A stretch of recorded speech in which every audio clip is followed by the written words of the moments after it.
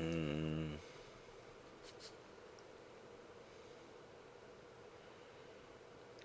Vitor Miranda, eu tenho estudado sobre as camadas da personalidade e agora o senhor falou sobre as castas.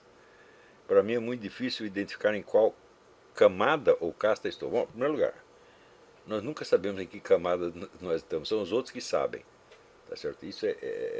A camada não é um elemento, vamos dizer, fácil de ser utilizado em termos de autoconhecimento.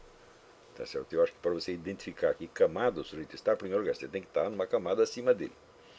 Então você tem que entender o processo interior dele e abarcá-lo. O seu horizonte de consciência tem que abarcar o dele, senão você não consegue medir. Tá certo? Então desista de descobrir em que camada você está. Não interessa. O interessa é ir subindo, ir para frente. Tá certo? Então ficar medindo em que parte do caminho você está é perder tempo. Tem que seguir em frente. Vamos dizer, as camadas expressam a evolução natural do ser humano. Tá certo? Então, enquanto você continuar crescendo, você vai subir. Isso não tem nada a ver com casta. Né? A casta, você nasce ali e você não vai sair daqui nunca mais. Você não pode trocar de casta. Você pode trocar de classe social e você pode subir de camada. Tá certo? Mas a casta é um negócio estrutural e permanente. É quase que uma fatalidade. O que não é fatalidade é saber se você vai ter consciência disso ou não. Para você saber em que casta você está, é só você perguntar o que eu estou procurando na vida. E segundo, eu estou procurando isso porque isso é realmente o que eu quero, tá certo? Ou porque é a única coisa que me ensinaram a fazer? Eu acho que nesta pergunta está o essencial aí, né? Mas em princípio, se você veio a este curso é porque você está na casta intelectual, evidentemente, senão você não teria interesse nisso. A não ser que você tenha, né, interesses secundários, como o sujeito que entrou dizendo, não, eu vou aqui para averiguar, para investigar quais são os contatos, etc, etc. Né? Outro pode ter vindo achando que ele vai tirar algum proveito profissional, etc. Está todo mundo enganado. Desde o início eu falei, isso aqui é para formar uma nova geração de intelectuais brasileiros. Não avisei? Né? Desde a primeira aula avisei isso aí. Por que nós precisamos fazer isso? Porque o país precisa disso desesperadamente. Tá certo? Não é porque, vamos dizer, porque nós vamos nos realizar nisso. Claro que vamos nos realizar, mas este não é o ponto. Não é isso? Se o seu negócio é se realizar, bom, então, meu filho, você já está na casta baixa.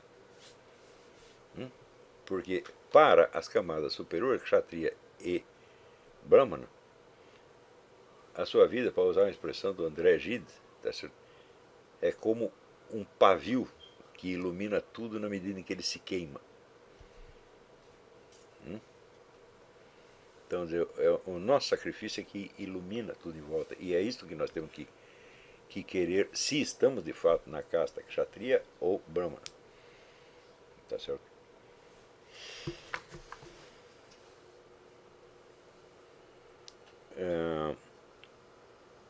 Vitor Miranda ainda pergunta: parece que essas quatro castas têm muito a ver com os quatro tipos psicológicos e tipologia de Jung. É, eu não sei não,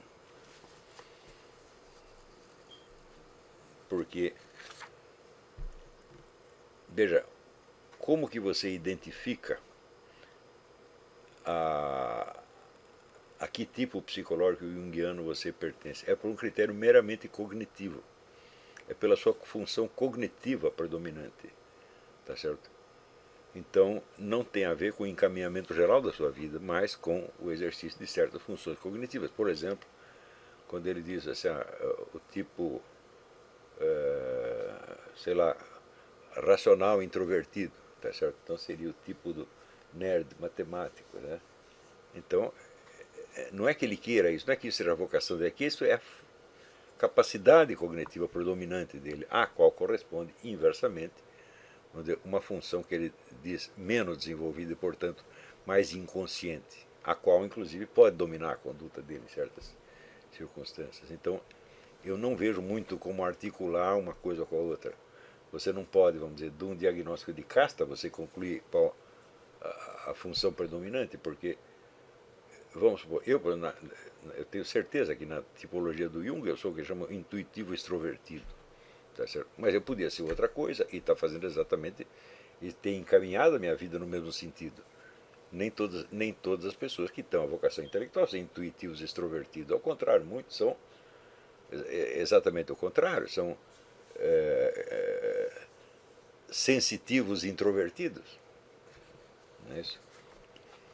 Você pode dizer que o próprio T.S. Eliot era um. Se você lê a Canção de Amor de J. Alfred Prufrock, você vê o indivíduo acompanhando as suas próprias emoções da maneira mais meticulosa possível, tá certo? Enquanto eu, por exemplo, estou muito mais ligado, vamos dizer,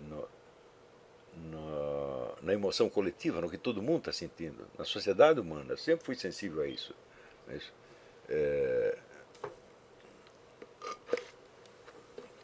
Então eu acho realmente que não há correspondência. Embora, você vê, existem milhares não, estou exagerando, mas centenas pelo menos, de tipologias, de caracterologias, etc. Você pode usar todas elas e ir cruzando o resultado, mas você vai somar, você não vai fundir uma coisa com a outra. Não é isso? Então, no curso da astrocaracterologia, eu dei várias dessas tipologias, do Jung, do Lessena, do Ludwig Klages, etc, etc. Cada uma delas faz perguntas diferentes. Então é aquele famoso negócio dos escolásticos. Né? Uma ciência tem um objeto material que ela tem em comum com outras ciências. Ela tem em seguida o objeto formal, que é, vamos dizer, o aspecto específico pelo qual ela aborda aquilo. E finalmente tem o objeto formal terminativo, que é a que pergunta ela está querendo responder em última análise a respeito desse negócio. Então você comparando as várias tipologias e caracterologias sob este aspecto, você vê que elas não são a mesma, tá certo? Elas não estão fazendo as mesmas perguntas, tá certo? Então, por exemplo, a tipologia do René Lessene tem muito a ver com a autoimagem do indivíduo. Tanto que o teste do Lessene é tudo coisa que você pensa de você mesmo.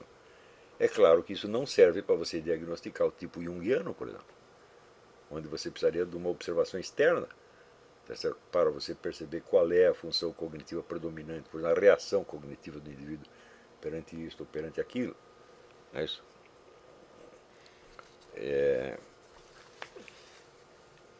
E assim por diante. A tipologia do Klages é mais complicada ainda, porque ele parte de um negócio que ele chamou oposição entre a alma e o espírito, sendo a alma uma parte mais vital, mais próxima da biologia, por assim dizer, e o espírito uma força externa organizadora, mais ou menos como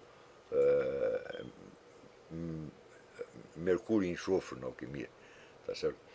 Que é uma cosmovisão da qual eu não compartilho de maneira alguma, mas da qual ele tirava várias conclusões tipológicas, que inclusive ele deu uma expressão grafológica, a análise da caligrafia, na qual ele chegava a diagnósticos pela sua tipologia, coisa que eu não vejo como fazer um diagnóstico grafológico das castas ou da camada de personalidade, mesmo porque a caligrafia tem traços que permanecem estáveis a vida inteira. Como é que eu vou saber a camada se a caligrafia do neguinho não mudou nada entre a camada 3 e a camada 7, por exemplo?